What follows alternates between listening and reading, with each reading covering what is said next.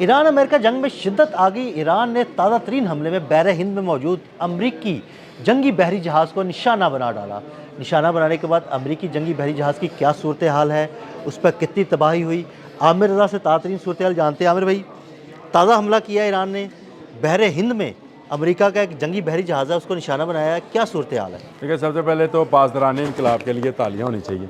मतलब ये बड़ी बात है कि अमेरिकन जहाज़ और जो डिस्ट्रॉयर है, और ये तस्दीक जो है अगर कोई ईरानी मीडिया करता तो शायद मुझे इस पर कभी यकीन ही नहीं आना था। मैं सच्ची बात करता हूँ क्योंकि प्रोपोगंडा वार में है। देखिए, ये फ्रेंच जो है मीडिया हाउस से जारी हुई और भारतीय मीडिया ने भी इस खबर को उठाया, और उसके बाद बाकी मीडिया हाउसेज जो हैं बाद में वापस आए और उन्होंने बताया कि हाँ हमला हुआ है। इससे पहले जो खबर आई सुबह, जब अदील भाई ने मुझसे जिक्र किया इस तरह के बहरी जहाज़ पर हमले का, तो मेरे लिए बड़ी थी। मैंने कहा यार हाँ, मैंने भी ये स्टोरी देखी थी कि 2 क्रूज़ मिसाइल फायर हुए और उनको नाकाम बना लिया गया। मैंने आपसे कहा था। अच्छा, वो क्रूज़ मिसाइल फायर हुए और जहाँ पे नाकाम बनाया गया वो बहर हिंद का वो इलाका नहीं था जहाँ पर ये डिस्ट्रॉयर मौजूद था। यानी ये और वाक़या है और वो और वाक़या है। ये जो वाक़या है इसमें डिस्ट्रॉयर तबाह हुआ है, यानी उसको इतना नुकसान पहुंचा है कि अब ये डिस्ट्रॉयर से मुराद वो है जिसके ऊपर वो मिसाइल मौजूद हैं जो कि ईरानी बहरिया पर हमलावर हो सकते हैं। अच्छा आमिर भाई, सॉरी मैं आपको बात इधर रोक रहा हूँ। वो तो 4 दिन से कह रहा है कि जनाब हमने ईरान की बहरिया को तबाह कर दिया। तो ये किसने फिर तबाह किया उनका जहाज? ऊपर से आए कहीं से। अच्छा चले, मैं उसकी अपनी स्टोरी अब मैं जब इस स्टोरी की डेप्थ में गया आज, फ्रेंच वो मीडिया की तरफ से जब ये स्टोरी सामने आई, मैं इस पर जब डेप्थ में गया तो मुझे पता चला कि नई एक तकनीक के साथ पासदारान इनकलाब ने एक नया सरप्राइज़ दिया है अमेरिका को। यानी एक और सरप्राइज बॉक्स खोल दिया। अब मैं खोलता हूँ कि वो सरप्राइज़ बॉक्स क्या था। इसके लिए 2 मिसाइल जो थे बयक वक्त फायर किए गए। एक था बैलिस्टिक मिसाइल जिसका नाम है कदर 380। ये मीडियम रेंज बैलिस्टिक मिसाइल है। इसको फायर किया गया और इसके साथ एक क्रूज़ मिसाइल तलहा के नाम का फायर हुआ। यानी 2 ये डिफरेंट इकट्ठे फायर किए। ये डिफरेंट है। मैं आपको अब बताता हूँ कि ये क्या है। कदर जो है ये जदीद तरीन मिसाइल है एंटीशिप, जो कि इलेक्ट्रॉनिक वॉरफेयर के ज़रिए अपने हदफ को पहले अंधा और बहरा करता है। अच्छा, ज़बरदस्त। अच्छा, इसका और दूसरी तरफ जो है इन्होंने वो क्रूज़ मिसाइल फायर किया जो समुंदर के साथ साथ सफ़र करता हुआ बिल्कुल जिसको कहते हैं सीकिंग करते हुए, स्कीमिंग करते हुए वो अपने हदफ तक जाता है। वो तो रडार में नहीं आता। अब हाँ, वो रडार में नहीं आता। अब इन्होंने जब ये 2 मिसाइल मुख्तलिफ नवीयत के फायर किए तो ये उनसे इंटरसेप्ट नहीं हो पाए। सही, यानी उनका रडार सिस्टम एंगेज हुआ, एक की तरफ एंगेज हुआ जिसको उन्होंने तबाह कर लिया, और दूसरा जो है उतनी देर में। यानी ये एक नई तकनीक है। देखें, जो कदर है उसकी जो रेंज है वो तकरीबन 2000 किलोमीटर है, और जो क्रूज़ मिसाइल चलाया है तलहा के नाम से उसकी रेंज जो है 1000 किलोमीटर है। यानी ये अगर आप समझे तो इनके ऊपर कदर के ऊपर जो है 380 किलोग्राम वॉरहेड होता है, और जो ये क्रूज़ मिसाइल है इसके ऊपर 400 किलोग्राम। तो ये अपने इस बारूद के साथ भी जो है काफ़ी ख़तरनाक और बड़े से बड़े बहरी जहाज़ को ये अच्छा खासा नुकसान पहुँचाते हैं।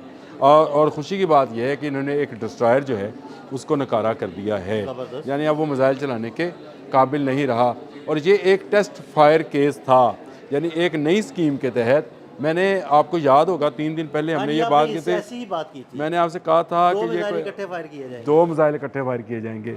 और आज जब मैं इस स्टोरी की डेप्थ को जाकर पढ़ रहा था तो मुझे खुशी हो रही थी कि चले इतना तो हम कम से कम पहले बताने में कामयाब हो जाते हैं कि ये करेंगे क्या। ईरानियों ने नई तकनीक के ज़रिए इनकी जैमिंग की है, और मैं आपको बता दूं इसमें सैटेलाइट जैमिंग भी शामिल होगी।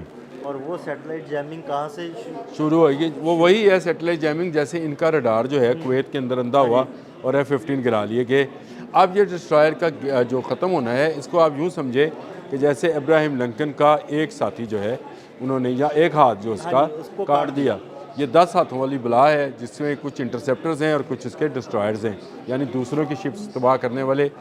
ईरानी शिप तबाह करने वाला खुद तबाह बर्बाद हो गया। इसका वैसे मुझे तो ये हेडिंग अगर आप बनाएं, ट्रंप तो बड़ा शोर मचा रहा था कि ईरानी बहरिया को तबाह कर दिया, 7 जहाज़ की तबाह कर दी है। बहुत सारे सरप्राइजेज हैं। अब ये जो आपको मैं एक और चीज़ बताऊं, ये जो कदर है ना, कदर जो मीडियम रेंज बैलिस्टिक मिसाइल है, ये ड्यूल होता है। ये आप समुद्री जहाज़ों के तो ऊपर से भी रख के चला सकते हैं और इसको अंडरग्राउंड ज़मीन बेसिस से भी चलाया जा सकता है। ये एक नई चीज़ है।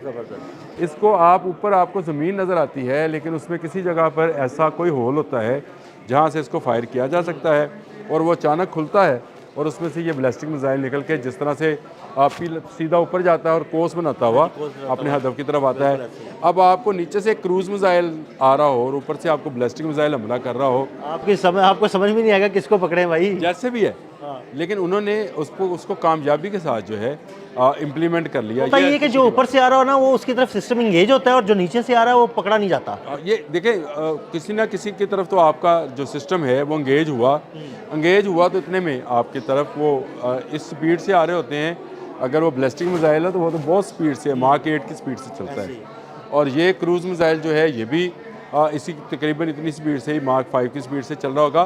तो आपको किसी एक तरफ एंगेज करके दूसरी तरफ से हमला करना, मैंने इसीलिए शुरू में ताली बजाई थी कि पासदारान इनकलाब ने वो चीज़ जो हम सोच रहे थे कि वो इम्प्लीमेंट करेंगे, उन्होंने वो इम्प्लीमेंट कर दिया और कदर और तलहा ने जो है इनकी वाट लगा दी। यानी इनका वो जो बड़ा गुरूर है अपने जहाज़ों पर, अपने इंटरसेप्टिंग सिस्टम के ऊपर कि वो इंटरसेप्ट कर लेते हैं, इसका मतलब ये है कि बहर हिंद में भी जो है अमेरिकन जहाज़ घिर चुके हैं और ये एक नई तकनीक के साथ, लेकिन इससे आगे भी तकनीक्स हैं जो कि ये सिर्फ ये नहीं है।